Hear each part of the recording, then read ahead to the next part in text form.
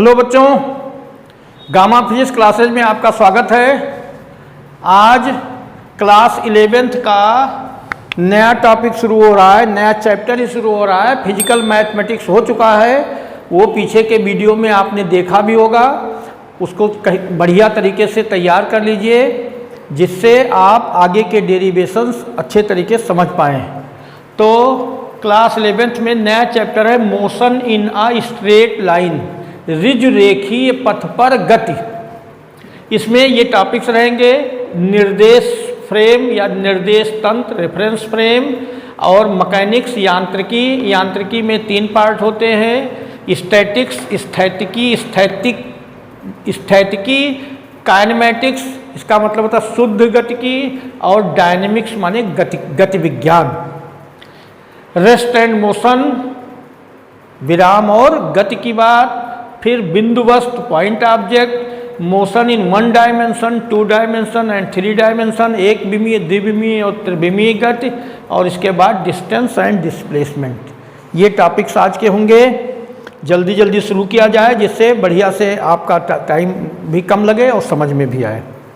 तो सबसे पहले रेफरेंस फ्रेम बताते हैं क्या होता है। रेफरेंस फ्रेम आपने कोऑर्डिनेट सिस्टम पढ़ा होगा, निर्देशांक, एक्स अक्ष, वाई अक्ष और जेड अक्ष। ये कोऑर्डिनेट सिस्टम है। देखिए ये कोऑर्डिनेट सिस्टम बन गया। ये एक्स एक्सिस है, ये वाई एक्सिस है और ये जेड एक्सिस है। अगर किसी वस्तु के गति का अध्ययन करना हो या स्थिति का अध्ययन करना हो, तो इन तीनों निर्देशाक्षों की सहायता से, मान लीजिए कोई वस्तु किसी वस्तु की तात्कालिक माने बिल्कुल तुरंत की बात, जबकि बात क्या उस समय की स्थिति यहाँ है, तो यहाँ तक पहुँचने के लिए ये 3 अक्ष पर्याप्त है। एक्स अक्ष के अंदिश कितना जाना पड़ा, वाई अक्ष के अंदिश कितना जाना पड़ा और जेड अक्ष के अंदिश कितना जाना पड़ा। तो 3 अक्षों की सहायता से इस वस्तु की स्थिति का पता चल जाएगा। अच्छा, गति का पता चलेगा तब जब ये पता चले कि अभी की स्थिति क्या है और कुछ निश्चित समय बाद की स्थिति क्या है। तो अभी की स्थिति क्या है और कुछ निश्चित समय बाद की स्थिति क्या है, तो वो समय की भी जरूरत पड़ गई। तो ये जो 3 निर्देशाक्ष हैं, इन 3 निर्देशाक्षों की सहायता से स्थिति का तो पता चल गया, लेकिन गति का पता चलने के लिए समय वाला भी कुछ सिस्टम, कोई घड़ी वगैरह इसमें फिट होना चाहिए। इसीलिए ये वाला फ्रेम जो 3 डायमेंशनल कोऑर्डिनेट सिस्टम ही रेफरेंस फ्रेम कहलाता है, आदर्श रेफरेंस फ्रेम है। लेकिन इसमें समय भी इंक्लूड कर दिया जाता है, इसलिए इसको स्पेस टाइम रेफरेंस फ्रेम, आकाश समय निर्देश तंत्र कहते हैं। इसको क्या कहते हैं? स्पेस टाइम, क्योंकि टाइम जब स्थिति के साथ साथ गति का भी अध्ययन करना है तो टाइम की भी जरूरत पड़ेगी। तो स्पेस टाइम रेफरेंस फ्रेम इसको कहते हैं। ठीक है, तो फिर से एक बार सुन लो। रेफरेंस फ्रेम क्या है, निर्देश तंत्र क्या है? निर्देश तंत्र वह निर्देशांक निकाय है, वह निर्देशांक निकाय जिसकी सहायता से किसी वस्तु की स्थिति और गति दोनों का अध्ययन संभव है। तो स्थिति का अध्ययन करने के लिए 3 निर्देशाक्ष तो पर्याप्त हैं, लेकिन गति का अध्ययन करने के लिए इसके साथ साथ समय की भी रिक्वायरमेंट है। इसीलिए ये 3 निर्देशाक्ष, ये 3 डायमेंशनल जो स्पेस है, ये 3 निर्देशाक्ष एक्स अक्ष, वाई अक्ष और जेड अक्ष जो है, ये निर्देशांक पद्धति के, इन्हीं के साथ एक टाइम फ्रेम और जोड़ दिया जाता है। तो ये आदर्श रेफरेंस फ्रेम बन गया। इसको स्पेस टाइम रेफरेंस फ्रेम कहते हैं। ठीक है, तो रेफरेंस फ्रेम समझ में आया। अब देखिए मैकेनिक्स क्या है। मैकेनिक्स माने यांत्रिकी। यांत्रिकी भौतिकी की वह शाखा है जिसके अंतर्गत, यांत्रिकी भौतिकी की वह शाखा है जिसके अंतर्गत कोई मटेरियल बॉडी माने ऐसी बॉडी जो पदार्थिक पिंड, पदार्थ से बना हुआ पिंड, मटेरियल बॉडी मतलब पदार्थिक पिंड की स्थिति और गति का अध्ययन करते हैं। क्या? यांत्रिकी भौतिकी की वह शाखा है जिसके अंतर्गत किसी मटेरियल बॉडी, किसी पिंड जो पदार्थ से बना हुआ है, पदार्थिक पिंडों का अध्ययन किया जाता है। मैकेनिक्स के अंदर क्या किया जाता है? पदार्थिक पिंडों का अध्ययन किया जाता है। मैकेनिक्स के अंदर मटेरियल बॉडी का अध्ययन करते हैं, उसकी स्थिति और गति का अध्ययन करते हैं। मटेरियल बॉडी में क्या है, कैसे बना है, इसका अध्ययन नहीं करते हैं, स्थिति और गति का अध्ययन करते हैं। ठीक है, तो ये मैकेनिक्स जो है ये फिजिक्स की सबसे ओल्डेस्ट ब्रांच है। सबसे पहले फिजिक्स की शुरुआत मैकेनिक्स से ही हुई थी, इसीलिए ये पुरातन फिजिक्स भी कहलाता है। क्या कहलाता है बच्चों? Classical physics. पुरातन फिजिक्स मतलब इसको क्लासिकल फिजिक्स कहते हैं, पुरातन फिजिक्स। इसके जनक न्यूटन हैं, क्लासिकल फिजिक्स के जनक न्यूटन हैं। तो ये मैकेनिक्स यांत्रिकी हो गई। ठीक है, क्या? मैकेनिक्स यांत्रिकी, मैकेनिक्स मैकेनिक्स यांत्रिकी कहते हैं इसको, यांत्रिकी। यांत्रिकी को 3 भागों में बांटा गया है। यांत्रिकी को 3 भागों में डिवाइड किया गया। एक तो स्टैटिक्स, ये स्थैतिकी, स्टैटिक्स, और काइनेमेटिक्स, ये शुद्ध गतिकी, शुद्ध गतिकी, और डायनेमिक्स, ये गति विज्ञान। अब इन तीनों को हम थोड़ा समझाएंगे, आप कायदे से समझ लो। स्टैटिक्स माने स्थैतिकी में मैकेनिक्स की जिस ब्रांच के अंतर्गत स्टैटिक्स आती है उसमें पिंडों की विराम अवस्था का अध्ययन किया जाता है। यद्यपि ऐसा भी संभव है कि पिंड बहुत सारे बलों के प्रभाव में विराम में हो, माने बल उस पर बहुत सारे लगे हैं, लेकिन उन सभी बलों का नेट प्रभाव इस पिंड को विराम में बनाए हुए है। इसीलिए मैकेनिक्स की इस शाखा को स्थैतिकी या स्टैटिक्स कहते हैं। मैकेनिक्स की यांत्रिकी की जिस शाखा के अंतर्गत पिंडों की विराम अवस्था का अध्ययन करते हैं, चाहे उन पिंडों पर बहुत सारे बलों का प्रभाव भी हो, तो उस शाखा को ही स्टैटिक्स कहते हैं। ठीक है। काइनेमेटिक्स क्या होता है? शुद्ध गतिकी क्या होता है? मैकेनिक्स यांत्रिकी की जिस शाखा के अंतर्गत पिंडों की गति का अध्ययन किया जाता है। किसका अध्ययन किया जाता है? गति का, मोशन, स्टडी ऑफ मोशन। लेकिन गति को उत्पन्न करने वाले कारक, काज ऑफ मोशन के बारे में विचार नहीं किया जाता। ठीक से समझिए, ये शुद्ध गतिकी और गति विज्ञान में थोड़ा सा अंतर। काइनेमेटिक्स और डायनेमिक्स में क्या अंतर है?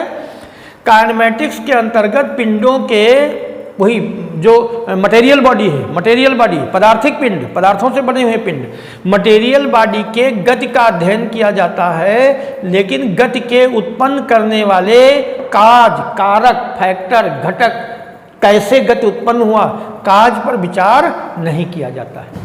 ठीक है, काइनेमेटिक्स हो गया। और डायनेमिक्स गति विज्ञान के अंतर्गत गतिमान पिंडों की गति के साथ साथ गति उत्पन्न करने वाले कारक, काज ऑफ मोशन पर भी विचार करते हैं। तो तीनों बातें क्लियर हो गई।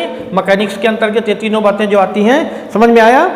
Very good. अब रेस्ट एंड मोशन की बात करते हैं। रेस्ट क्या है और मोशन क्या है? विराम और गति क्या है? विराम और गति, विराम सुन लो क्या है। यदि कोई पिंड समय के साथ अपने परिवेश, समय बढ़ने के साथ साथ अपने परिवेश के सापेक्ष अपनी स्थिति को नियत बनाए रखता है, माने टाइम तो बढ़ रहा है लेकिन पिंड अपने सराउंडिंग के सापेक्ष अपनी स्थिति नहीं बदल रहा है। जैसे एग्जांपल दें, मान लीजिए कि यहाँ पर कोई पिंड है, कोई ऑब्जेक्ट है, चलिए ये एक पार्टिकल है, एक ऑब्जेक्ट ये है, इसको हम रख लेते हैं। चलिए ये एक ऑब्जेक्ट है।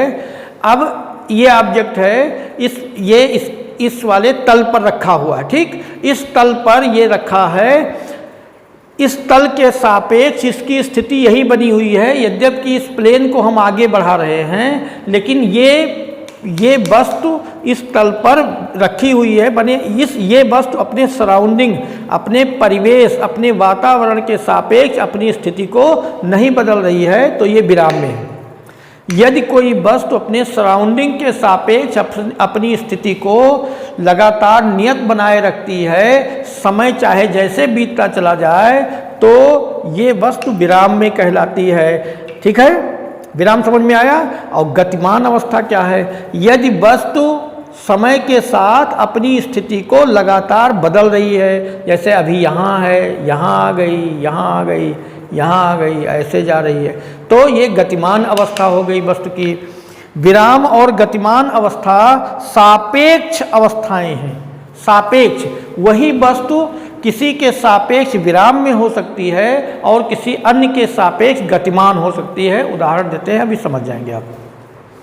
मान लीजिए आप ट्रेन में बैठे हैं, ट्रेन में और सारे यात्री आपके साथ ही बैठे हुए हैं, तो आप अन्य यात्रियों के सापेक्ष विराम में है। सीट पर आप बैठे, सीट पर वो भी बैठा है, सीट पर सामने वाला भी बैठा है, तो अन्य यात्रियों के सापेक्ष आप विराम में हैं। लेकिन नीचे कोई व्यक्ति अगर ट्रेन को जाते हुए देख रहा है, तो नीचे वाले व्यक्ति के सापेक्ष आपकी स्थिति बदल रही है, इसलिए नीचे वाले व्यक्ति के सापेक्ष आप गतिमान हैं। ठीक है, तो गति या विराम सापेक्ष अवस्थाएं हैं। ठीक है, अब यहाँ पर एक प्रश्न उठता है, तो क्या निरपेक्ष या आदर्श रूप से कोई वस्तु विराम में हो सकती है? नहीं हो सकती है। जैसे हम पृथ्वी पर खड़े हैं, बैठे हैं, तो हम सोच रहे हैं हम विराम में हैं, लेकिन ऐसा नहीं है। अगर किसी और ग्रह से हम देखें तो पृथ्वी ही गतिमान है, तो उस ग्रह के सापेक्ष तो हम गतिमान हैं। तो विराम अवस्था आदर्श अवस्था नहीं हो सकती है। विराम अवस्था वास्तव में निरपेक्ष नहीं है, सापेक्ष है। गति या विराम सापेक्ष अवस्थाएं हैं, और इस ब्रह्मांड में कोई भी चीज बने, छोटे से छोटा कण भी कभी विराम में नहीं होता है, वो गतिमान ही होता है। माने अगर आदर्श अवस्था देखी जाए तो पिंडों की गतिमान अवस्था ही। इसीलिए आपको, हमको, सबको सतत रूप से गतिमान रहना चाहिए। मतलब क्या हुआ? हमें आगे बढ़ते रहना चाहिए। विराम तो संभव ही नहीं है। अगर या तो आप आगे जा रहे हैं और या पीछे जा रहे हैं। अगर आगे नहीं जा रहे हैं तो पीछे जा रहे हैं, लेकिन गतिमान हैं। इसलिए हमें प्रयास करना है कि लगातार आगे ही बढ़ते जाए। चलिए, कोई बात नहीं।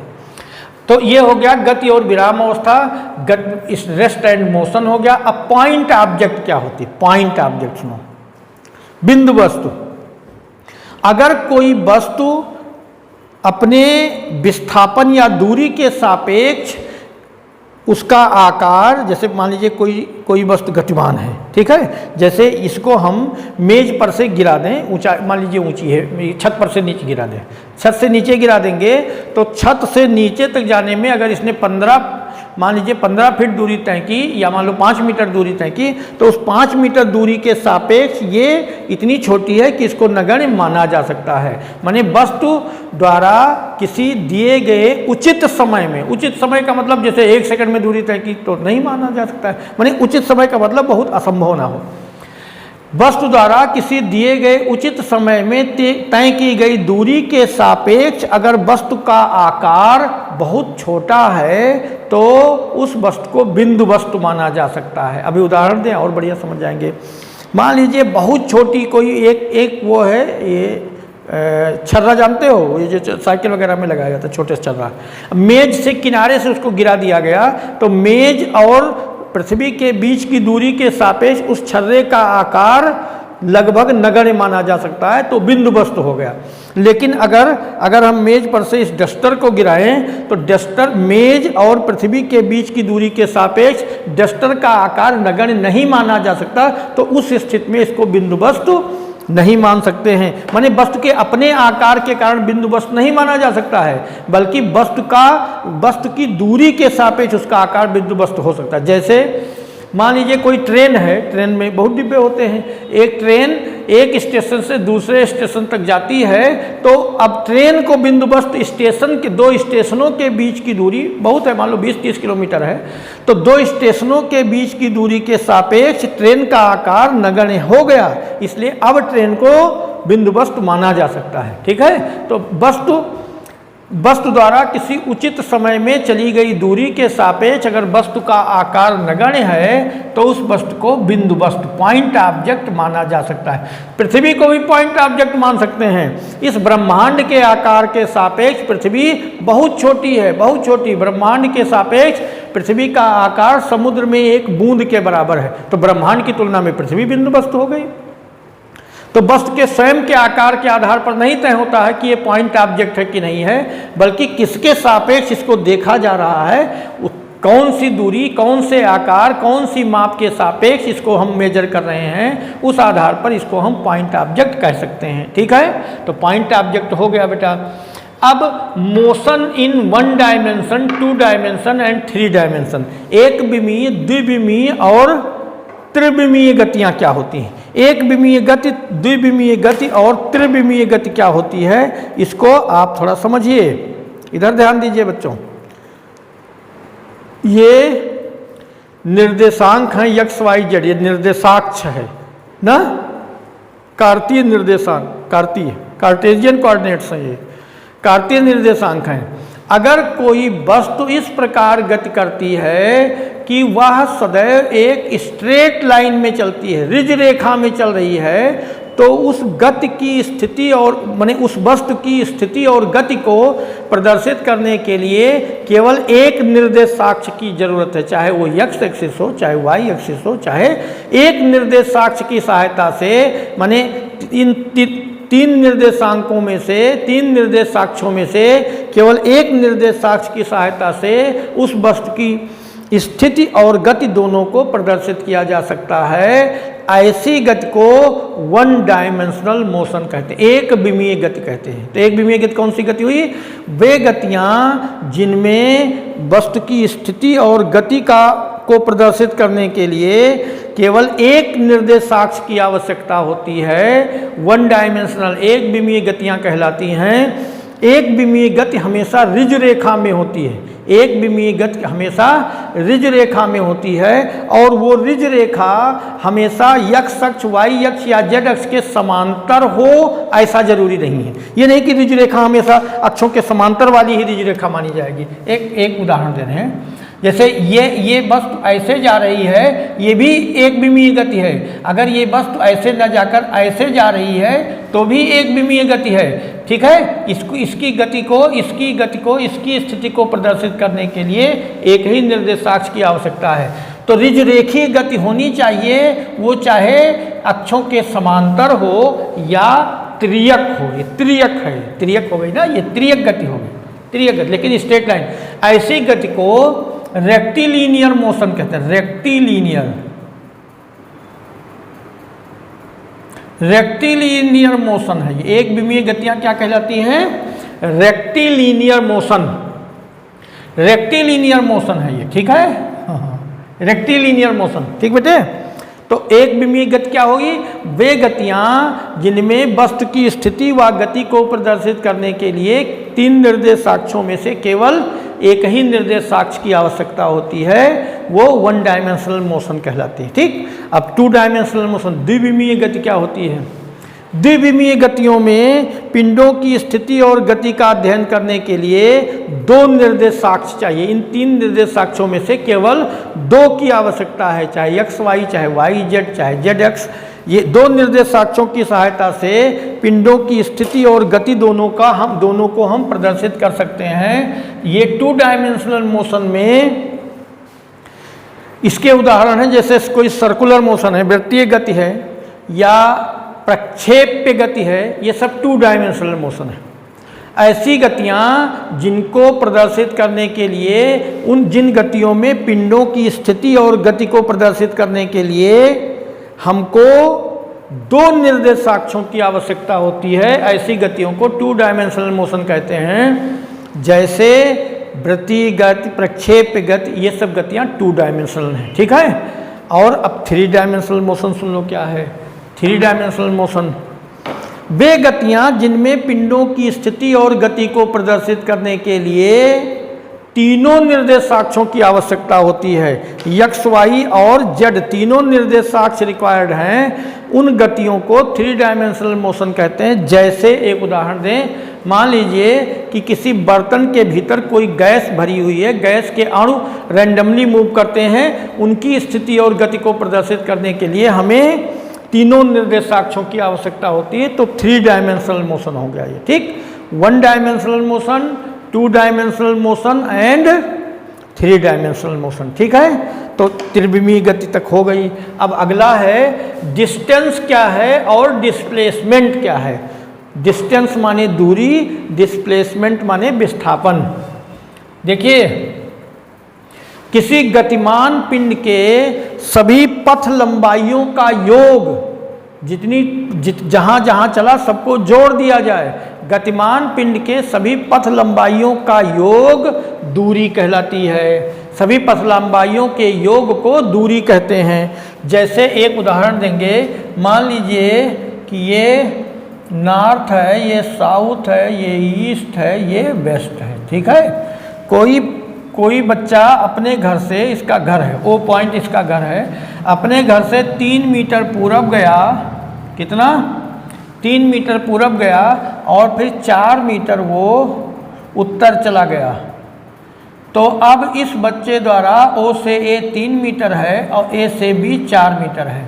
इस बच्चे द्वारा चली गई कुल दूरी हो गई 3 + 4 7 मीटर। लेकिन विस्थापन सुन लो क्या होता है। वस्तु की अंतिम और प्रारंभिक स्थितियों के अंतर को किसी निश्चित दिशा के साथ प्रदर्शित करने पर, दिशा डिस्प्लेसमेंट विस्थापन सदिश राशि है, ठीक है। वस्तु की अंतिम और प्रारंभिक स्थितियों के अंतर को निश्चित दिशा के साथ प्रदर्शित करने पर प्राप्त राशि विस्थापन कहलाती है। तो विस्थापन कितना हो गया इस बच्चे का, यहाँ से ओ से बी को मिला दें, ओ से बी को मिला दिया तो पाइथागोरस प्रमेय से ये दूरी 5 मीटर आ जाएगी, ठीक है। अगर मान लेते हैं ये एंगल थीटा है तो ये जो 5 मीटर आया कोण थीटा पर, ये विस्थापन हो गया, ठीक है।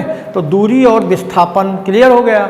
एक उदाहरण और देते हैं दूरी और विस्थापन में, तो आप बढ़िया समझ जाएंगे। मान लीजिए आप एक बॉल को ऊर्ध्वाधर ऊपर की ओर फेंकते हैं, पृथ्वी तल से नीचे से ऊपर की ओर फेंका आपने और वो बॉल 20 मीटर ऊंचाई तक जाती है। तो जब बॉल अधिकतम ऊंचाई पर है 20 मीटर, उस समय दूरी कितनी है, बॉल द्वारा तय की गई दूरी, गेंद द्वारा तय की गई दूरी 20 मीटर और विस्थापन कितना है, वो भी 20 मीटर हो गया। अब बॉल ऊपर से नीचे गिरने लगी, मान लीजिए ऊपर से नीचे वो 5 मीटर नीचे आ गई, 20 मीटर ऊपर गई थी, 5 मीटर नीचे आ गई, तो अब उस गेंद द्वारा तय की गई दूरी कितनी हो गई, 20 और +5 25 मीटर। लेकिन अब वो पृथ्वी तल से कितनी ऊंचाई पर है, 15 मीटर, 5 मीटर नीचे आ गई, तो विस्थापन कितना हो गया, 15 मीटर हो गया। अब बॉल नीचे आ रही, मान लो उसी प्रक्षेपित बिंदु पर ही गिर गई, तो अब चली गई दूरी हो गई 20 मीटर ऊपर, 20 मीटर नीचे, 40 मीटर तो दूरी हो गई। और विस्थापन जहाँ चली थी, जहाँ अंतिम स्थिति वही प्रारंभिक स्थिति, विस्थापन 0 हो गया। कुल मिलाकर के किसी भी वस्तु का विस्थापन उसकी दूरी से अधिक नहीं हो सकता। विस्थापन या तो दूरी के बराबर हो सकता है अथवा दूरी से परिमाण। विस्थापन का परिमाण या तो दूरी के परिमाण के बराबर होगा या उससे कम होगा। विस्थापन कभी दूरी से अधिक नहीं हो सकता है, ठीक है। ये बात समझ में आ गई।